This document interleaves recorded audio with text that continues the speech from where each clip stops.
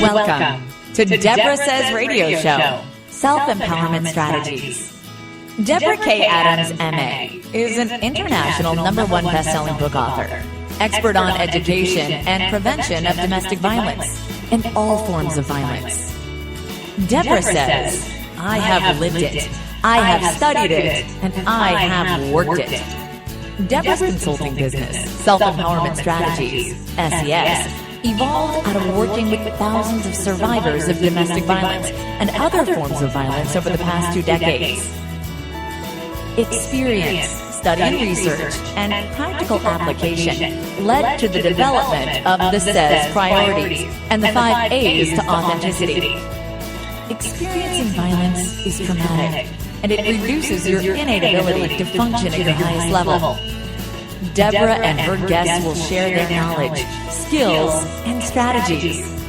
Join them in living free of violence with joy and out loud. Here she is, Deborah K. Adams.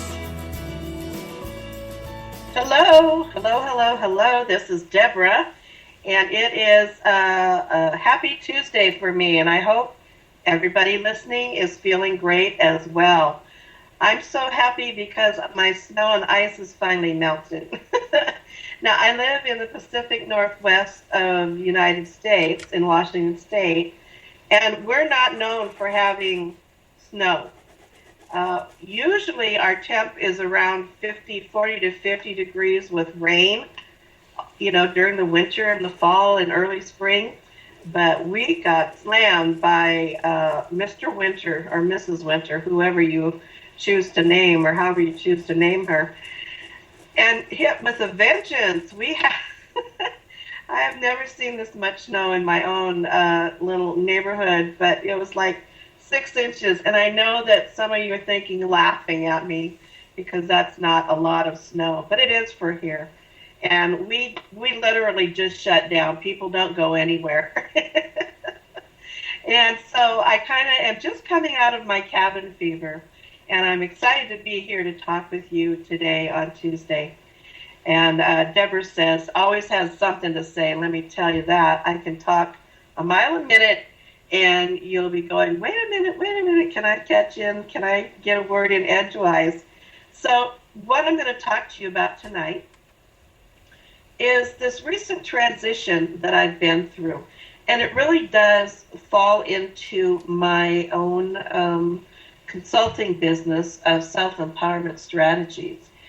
What I have discovered over my lifetime, over my studies, my academic history, and my personal experience, and then my career, is that we are always in some type of transition.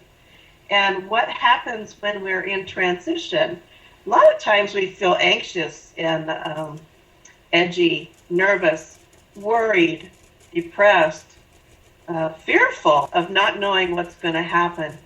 But the good point about being in transitions is as we move forward, when whatever we're going through ends and that new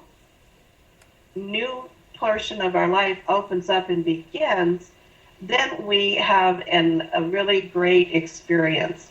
And so that's what transitions are. Transitions are something that comes to an end, and then we experience a period of unknowingness, and then it actually ends and we move forward. So transitions to me are awesome, and I often think of my life in terms of multiple transitions. I remember a long time ago when I had 4 small children in Little League. Now, we were at the ballpark Saturday morning from 8 a.m. until dark on Saturday with those 4 kids. And I remember thinking, if I can only live through Little League season, then my life will calm down and it'll be quiet. Well, guess what?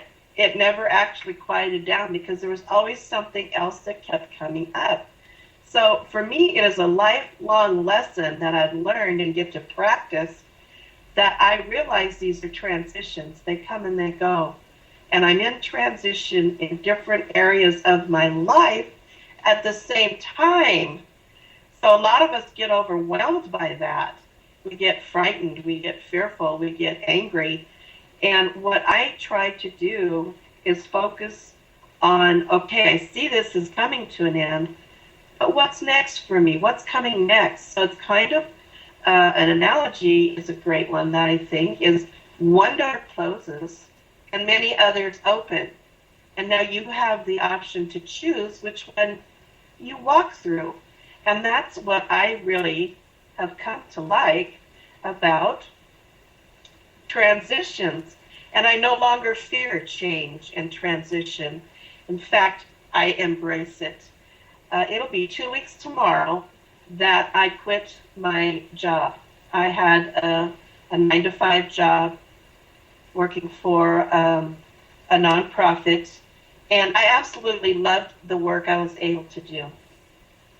But there was something missing for me. It wasn't the perfect place for me to be because I thought I can do more. I have ideas in my mind that I could be doing more. And it just so happened that I went into work that 2 weeks ago on Wednesday and sat with my supervisor and said, you know what, this is it. This is going to be my last day, and I'm going to turn in my keys and walk away. So I left a steady paycheck, medical coverage and insurance. You know, those are the things that make us feel stable in life, right? When we know we have an income and it's going to come on a certain day. When we know we have medical coverage that if I get the flu or have some small accident that I can go see the doctor. Well, I just cut that off. I just dropped it in the bucket right there and walked out the door. And what I want to say to you is by closing that door for me, something magical happened. By Friday, I had offers of some important work for me. And one is with the Unite Women organization. It is a United States nonprofit, and they are all about equality and equity for everyone and access to equality and equity. And this is a group of do-gooders that make mountains move.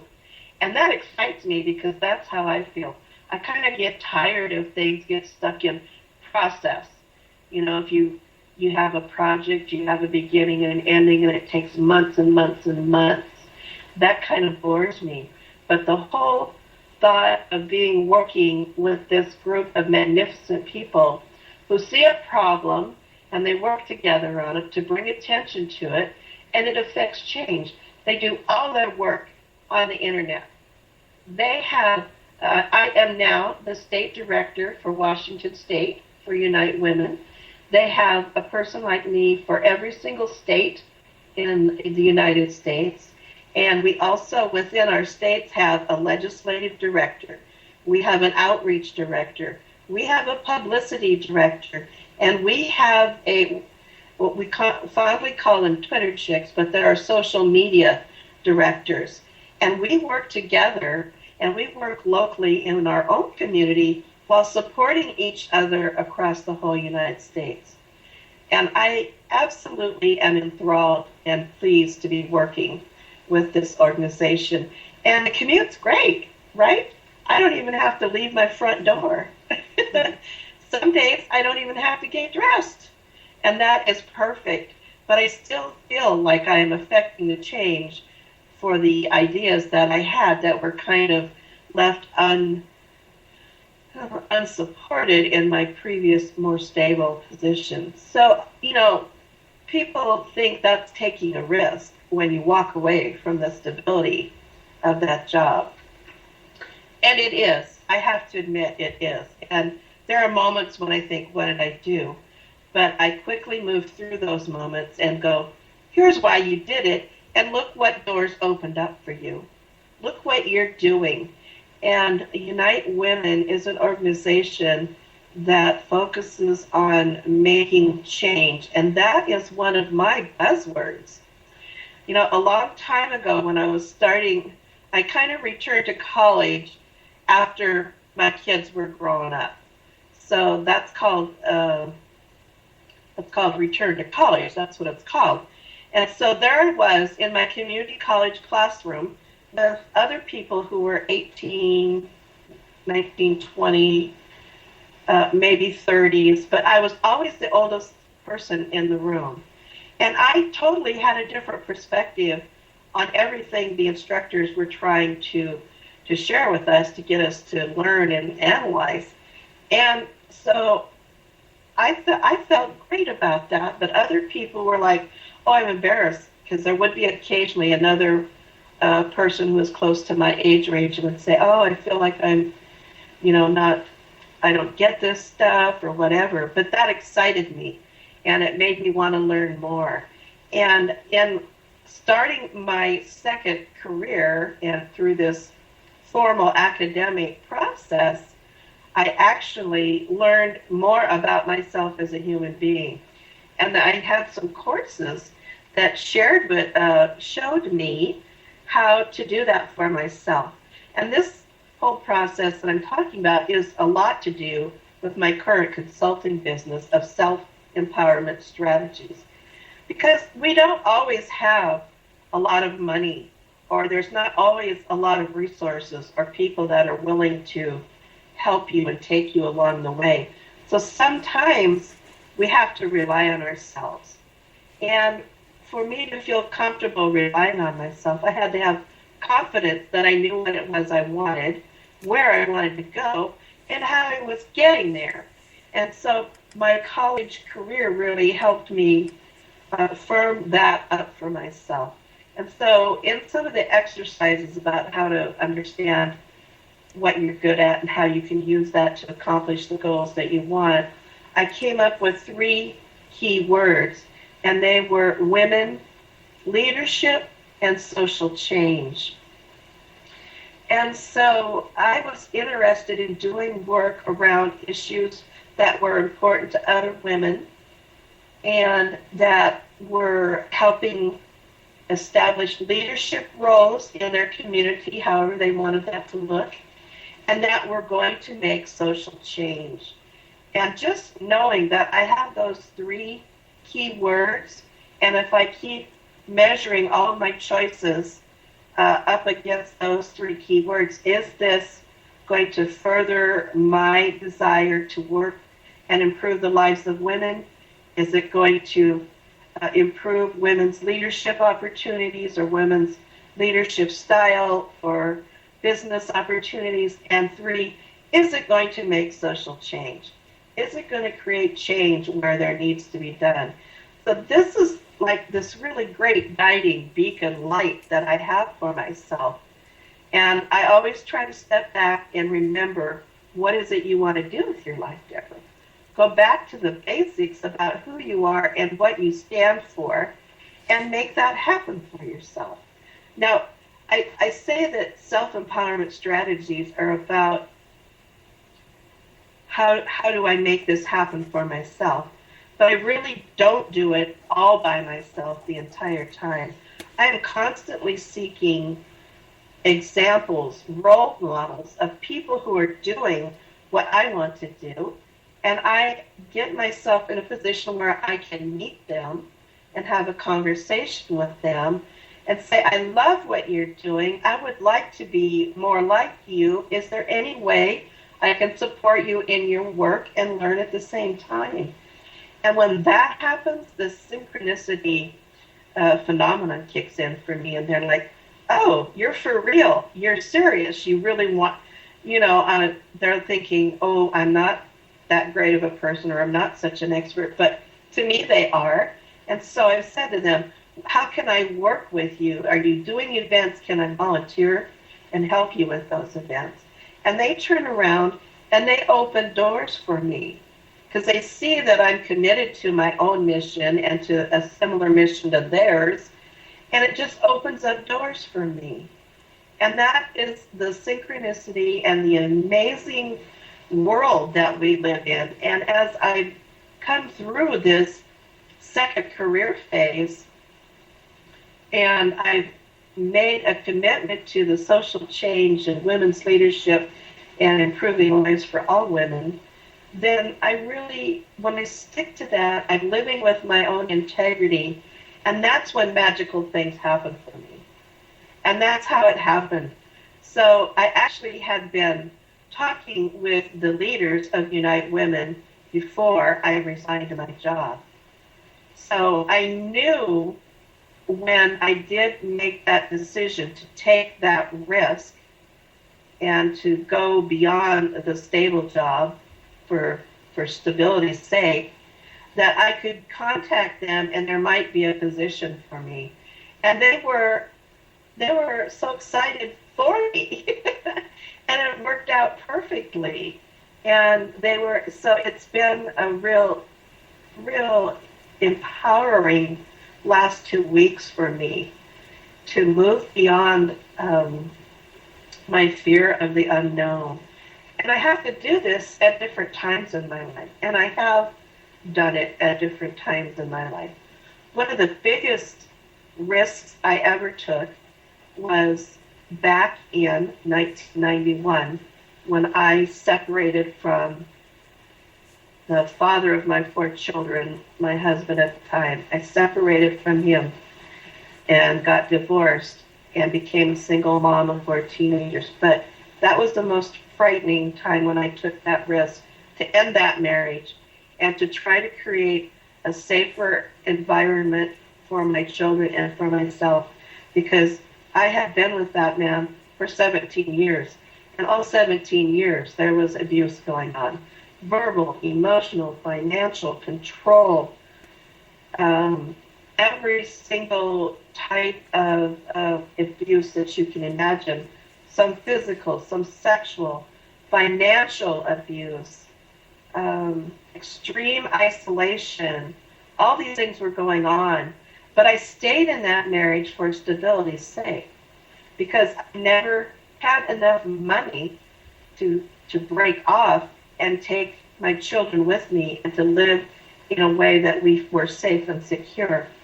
But I have to tell you that one day I had my aha moment where I saw how impacted my 4 teenage children at the time were by his actions towards me. Before that, I had been able to say, this is okay because it's just happening to me. The abuse is not happening to the kids. And I'm doing them a favor because they have a 2-parent family, which is a very strong tradition and value in my family.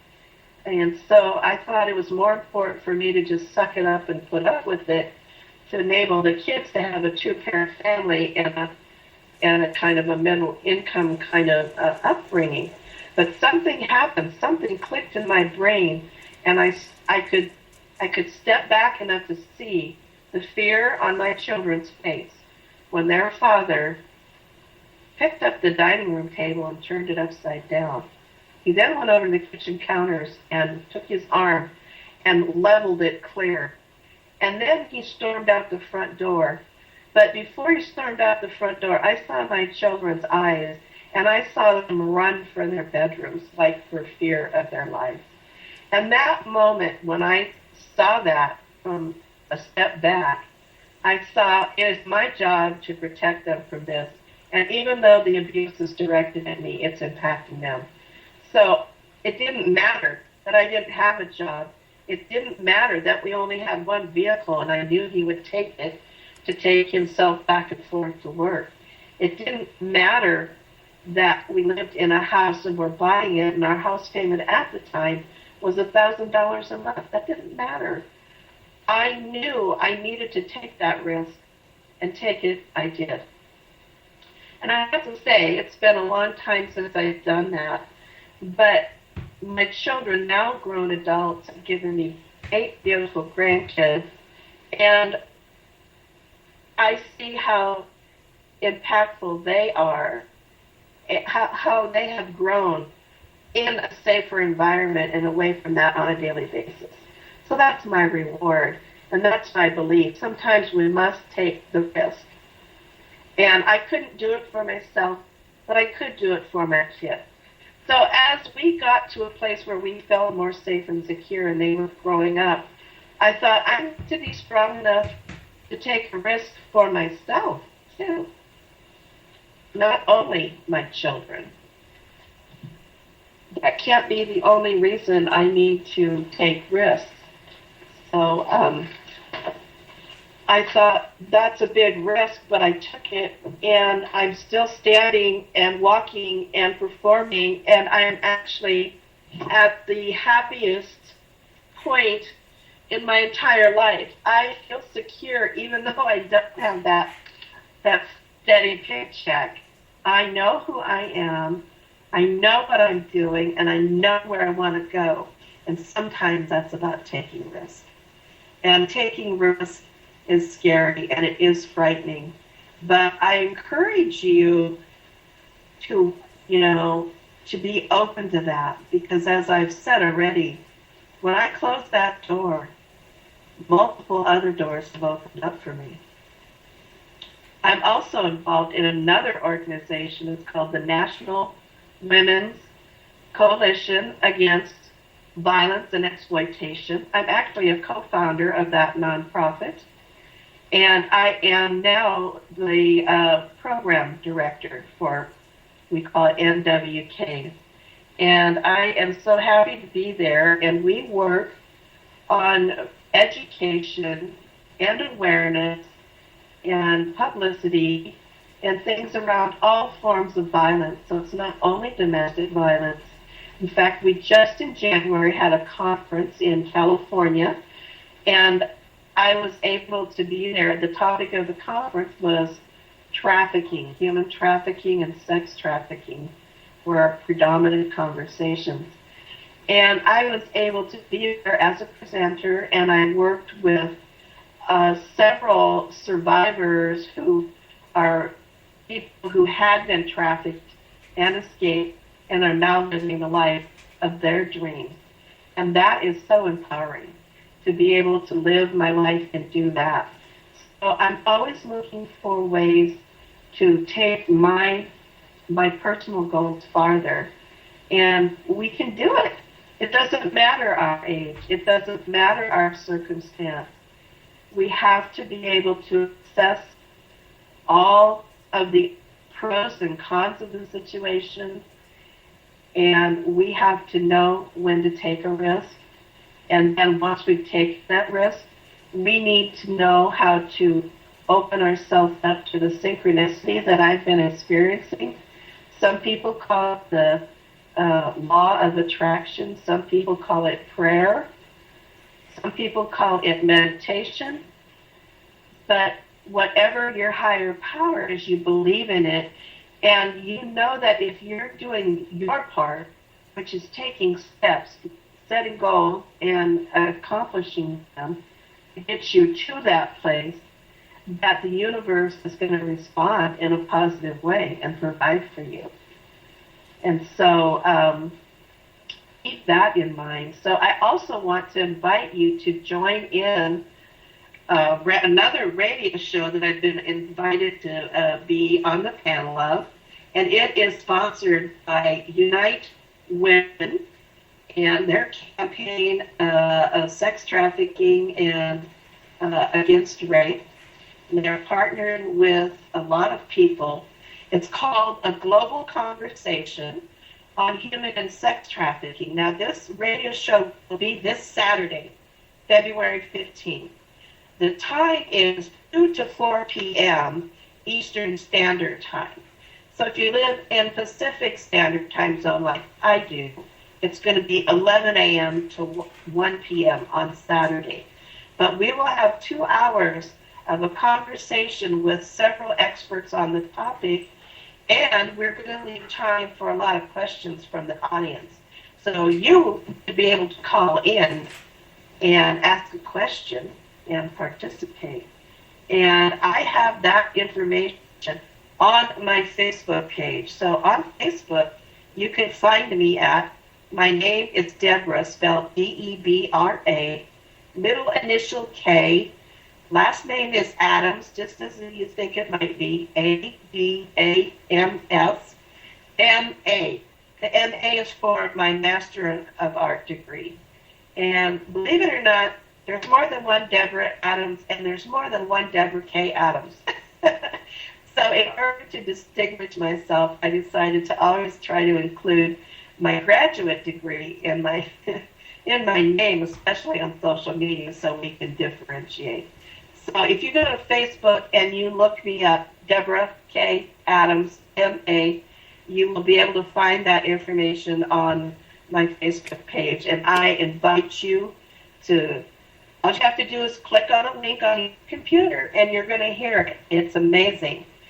And you don't have to leave your home. You can listen on your mobile phone.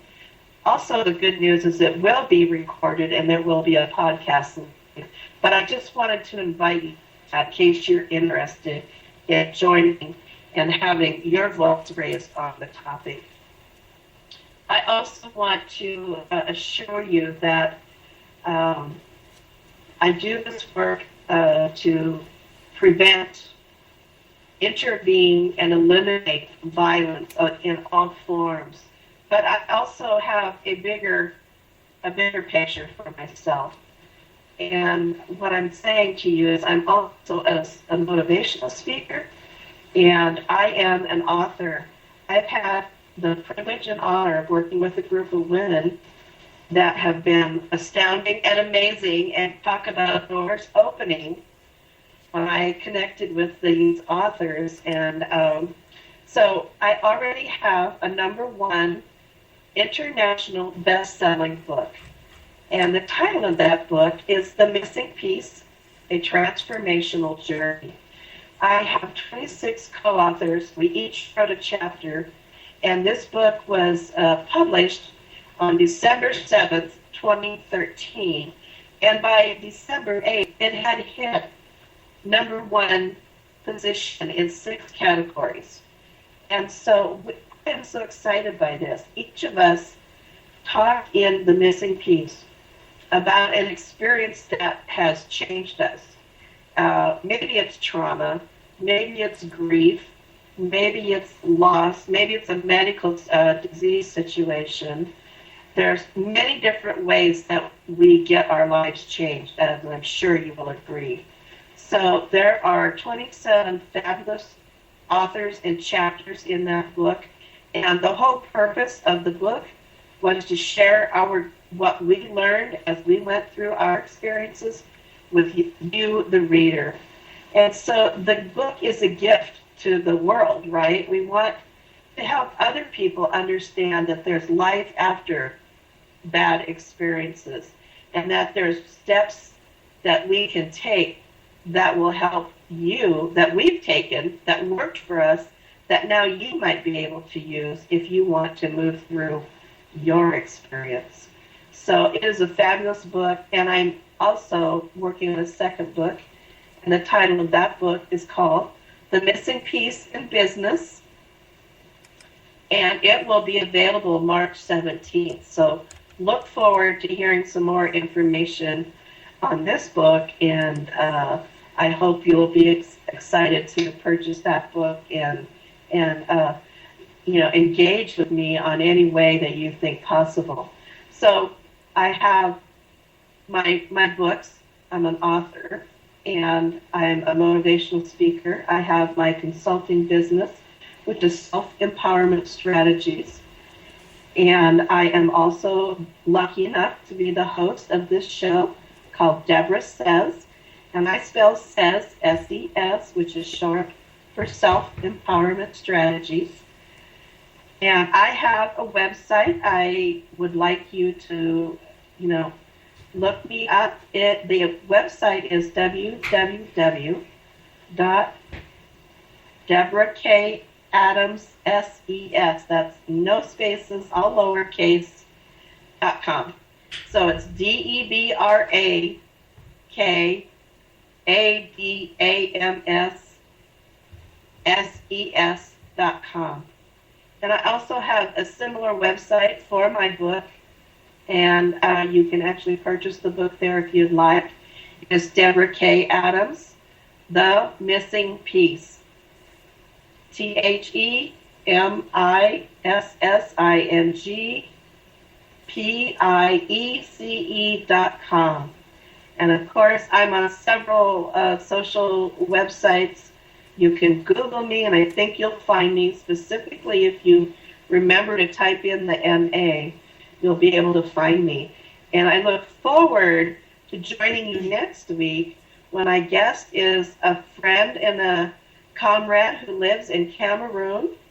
And she and I connected in the Citizen Journal project that we worked in earlier in 2013.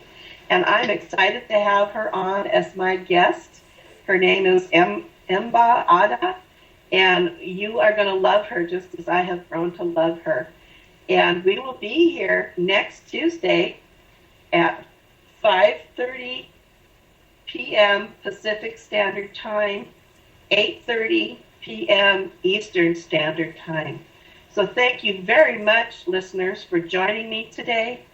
I hope you will think about what I've had to offer to you tonight, that you will consider taking a risk when you need to, when you can, when it's going to work for you. So it's all about being self-empowered, and there are a bazillion strategies I can share with you in the future on how to make that work for yourself. So thank you, and good night. Thank you for listening. You can reach Deborah at Deborah K. Adams, MA, at gmail.com, or go to her website, www.sissies.net, www.deborahkadamssays.com, www.deborahkadamsthemissingpiece.com. See you next Tuesday, 8:30 p.m. Eastern Standard Time, where Deborah says, and remember, you are empowered.